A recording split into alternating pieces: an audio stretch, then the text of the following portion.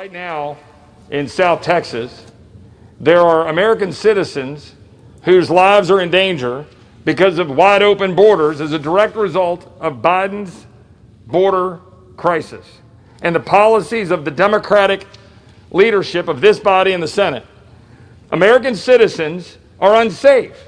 I'm not making that up. For the last 2 years, I've heard my Democrat colleagues talking about a fake crisis at our border. There's nothing fake about 100,000 people coming across our border, or high-speed chases through Uvalde, Texas, or high-speed chases in Real County, which I represent. There is nothing fake about that.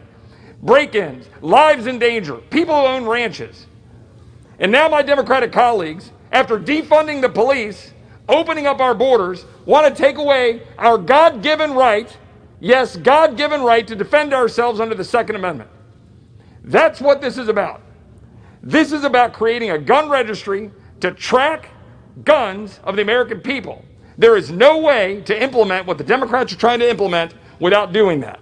And I can just tell you straight up, Texans, Americans, the government is never going to know what weapons I own. Let me be clear about that. It's not going to happen. We have a God-given right to defend our families, defend our state, and defend ourselves against tyranny, and we will do that regardless of the inerrant policies that this Democratic Congress is trying to jam through. I yield back. The gentleman yields. Gentleman from Utah is recognized. Thank you. Mr. Speaker, I rise today in opposition to H.R. 8 and H.R. 1446. In this last week, I received over 1,000 emails from constituents in strong opposition to these anti-gun bills. Here's a sample.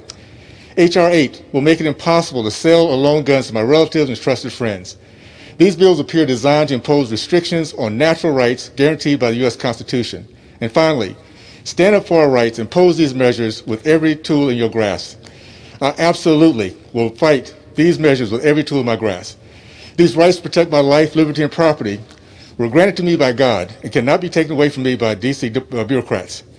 I grew up in the Deep South at a time when black Americans were unable to defend themselves.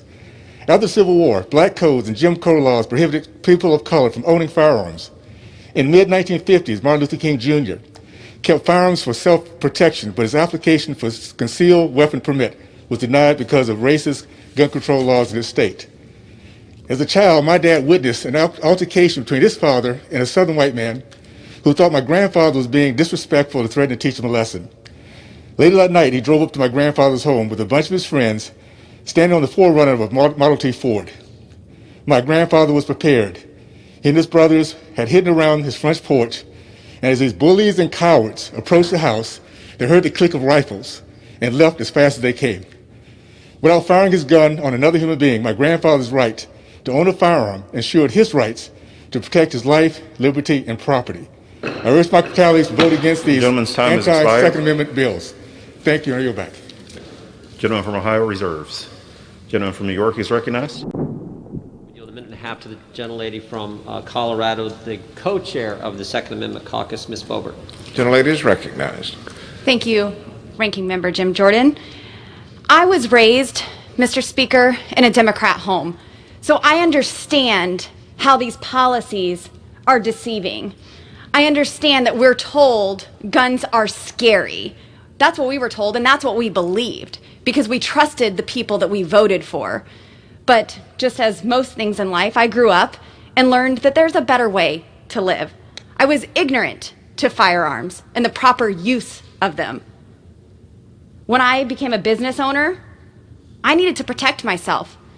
There was an altercation outside of my restaurant where a man was physically beat to death. There were no weapons involved. He was beat to death by another man's hands. I have a lot of young girls who work in my restaurant, and we needed an equalizer. I'm 5 foot tall. I barely weigh 100 pounds. I need something against a stronger potential aggressor to defend myself with. Talk about women's rights. Don't take my right away to protect myself. I mean, seriously, what are we doing here? I ask the supporters of this legislation, who do you think you are to disarm Americans and leave them vulnerable without help? You want to defund our police and yet leave us without a way to protect ourselves. Our founding fathers gave us a list of items and said, don't touch these things. And I'm telling you, Gentlelady's time has expired. keep your hands off. Gentlelady's of time our has expired. Second Members Amendment. are reminded to address their comments to the chair.